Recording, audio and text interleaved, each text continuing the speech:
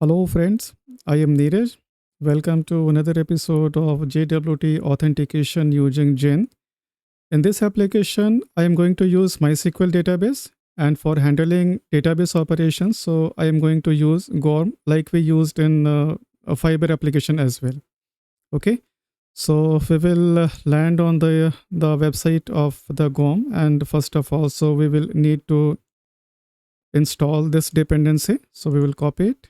So and we will very simply paste in the terminal, and we will, since we are going to use MySQL, so we will need to install the MySQL driver as well. So we will also do the same. So very simply we will copy it, and it would be go get. So that's it. So our this two dependencies are satisfied. And as far as the directory structure is concerned, so I am going to have the same directory structure like we created in the Fiber one. Because first of all, so we will have a database directory. So that would be a package holding all the database connection and other stuffs. And second one, we will be having a model. And in first, I think let us work on the model stuff. So we will need to use minimum one model. So we will have a one user.go file. So it will have all the basically it would be a struct. So that would be represented in the database name. The table name would be the users. Okay. So it would be a package model, and we will type. Let's call it user. That would be a struct, and like using GOMS, so we can let's have it u int, and so this is with the backticks, so we can specify whatever we require. So we can name it in the JSON.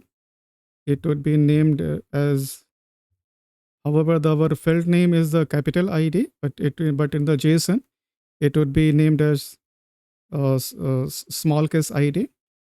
And now we can specify what would be the values for the GOM. So first of all, so it would be the primary key. So let's only do that. And secondly, we will need to have the email, and that would be a string. So better we will copy this, and we will simply replace it here. So it would be in the JSON. So it would be the email, and the name of our column would be in database. So let's also call it as a email. Okay. And also let's mark it to have a, so that it would be a unique, so that because one user can have only one single email ID. So let's mark it with the unique. So that way, so it won't create a duplicate email IDs. And secondly, let's also have the password, and in JSON it would, because we don't want to display this in the JSON, so that's why so we marked it with the underscore. Okay, sorry, it should be an underscore. And next, so in the database it should be labeled as, the database field would be the password. And we can also have one more stuff. So let's also have a, let's say when this user got created. So it would be time dot time. So the field would be the time, and let's say it would be created at, and in the column name would be, let's say, created at, And GOM also provides one very handy, as we know that GOM does many heavy lifting stuff for us. So we can also direct the GOM to automatically add the timestamp whenever a new record is created in the database. So that would be auto create time. Hope this should be fine. However, we can make sure we are not doing anything wrong. So we can cross check again here. So here, so yes, auto create time. So this looks to be fine. So that will complete our model. And now we will work on our database. So we will have a database .go file, and it would also be very simple, like in Fiber. So the things are very similar, whether we are using Fiber or Gen. So things are very much pretty similar. So here we will need to import few stuffs. So first of all, definitely, so we will as always, of course, I use a log package a lot, and we will also need to read from environment. So we will also need to use the OS package, and now we will need to import the GOM driver and the MySQL driver. So we will start with not Gotem, rather gom.io slash GOM. That is the first one. So that will have all the all the like database engine related information and connection related information. And secondly, we will also need to have the proper driver. So we will have driver, and we are going to use MySQL as our driver. Okay. And we will create a db con variable that would be a pointer to gom.db. Okay, so this variable will hold the database connection pointer, and now we will create a function. So connect db. So in this function, so we are going to access the the DSN information from the environment. So let's create a variable for that. And first of all, so let's copy this from here, and we will, so it would be the DSN would be like this. So we will copy it, and we can very simply, so we will replace the our stuffs appropriately. And however, I think like in our environment file, so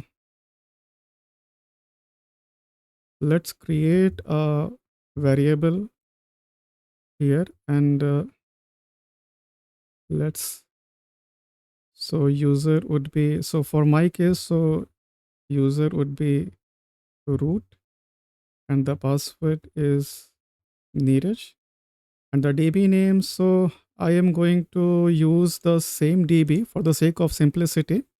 So I am going to use this same DB, Fiber DB. Okay.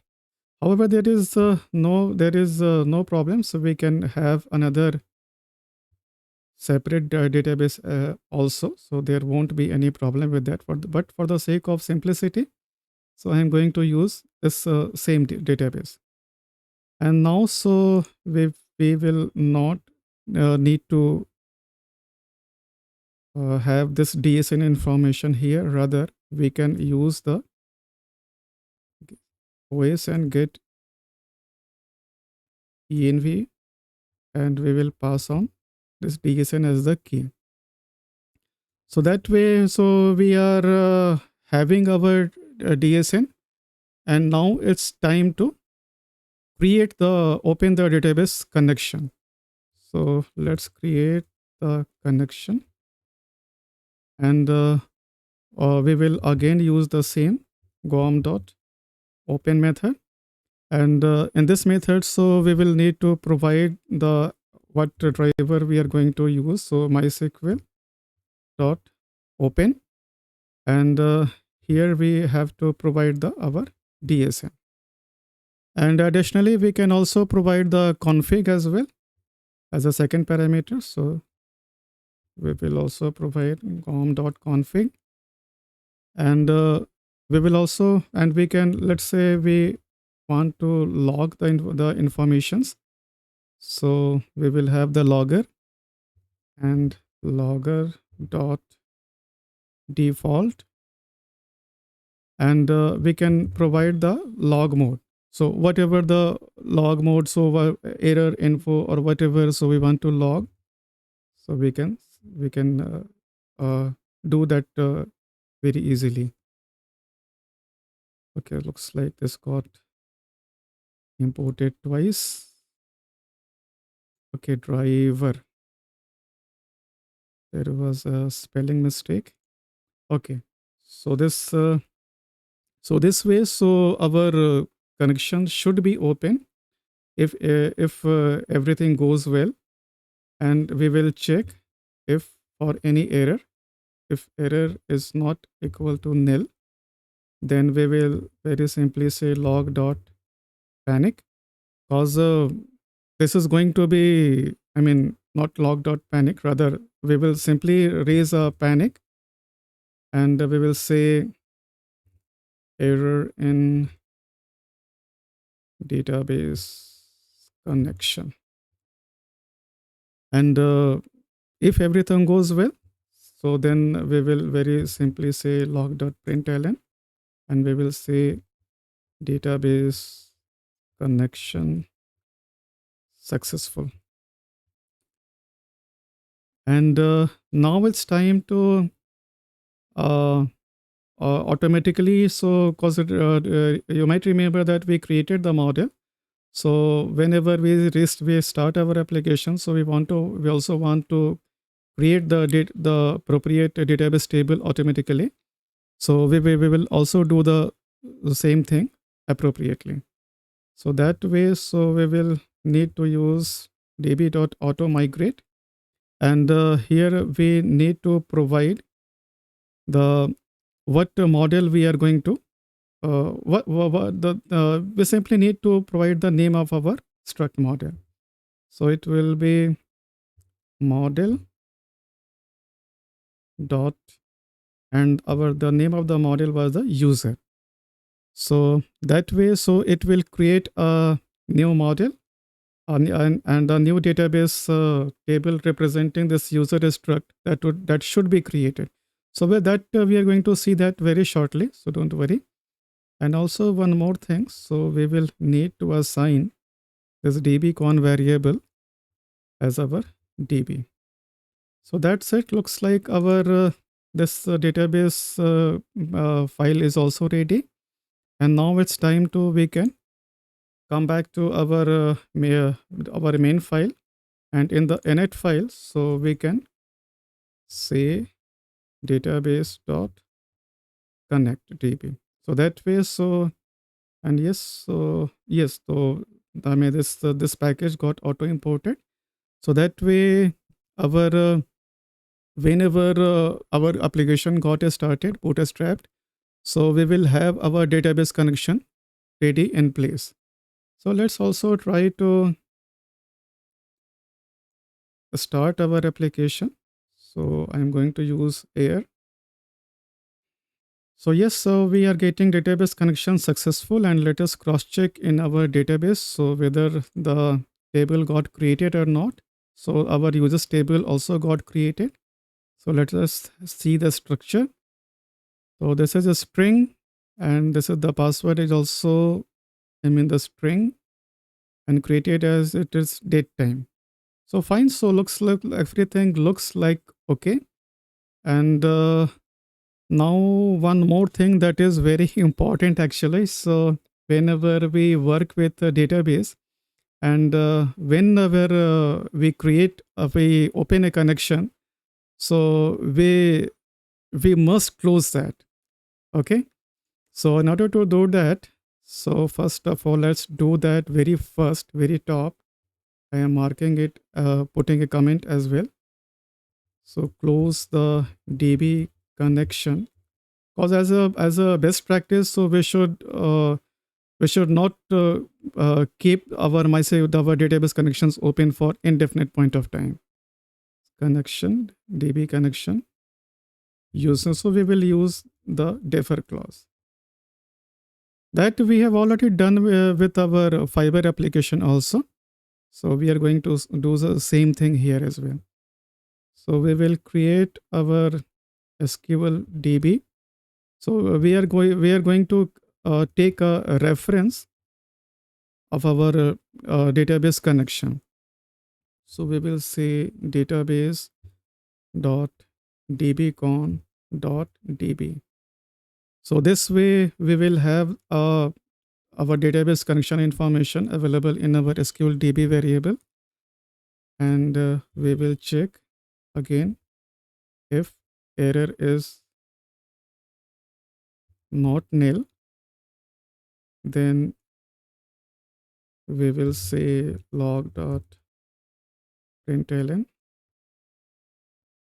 error in getting dbcon. And if everything goes well, so if there is no problem, so we will very simply SQL DB dot close. So that way, so once our this main function will complete its execution, so it will call this SQL DB dot close method. Yeah, so that is why so we have used this defer clause. So once again, let us try to start our application with we can also use with air, or we can also run with the regular ones. So go run main.go. So it doesn't make any difference. So yes, so there is no problem, and our users is also there, and we can also check with localhost port 8001. So we are getting this all the stuffs. So whatever, so we have created only one single route. So like here, so we have created that here. So but certainly, so that is not that is not the way we will be proceeding. Rather, we will set up our routes separately, because we will need at least 3 endpoints. So one for the register, and one for the login, and second one for, and third one for the getting the refresh token. So we will create the controllers and controller files like we created in our Fiber app, and we will set up our routing appropriately. But that's all for this session. And if you have anything to say, so please do let me know in the comment section, and I'll try to answer them as soon as possible. So I hope you enjoyed this session. So I'll see you in some other session. So till then, take care and happy coding.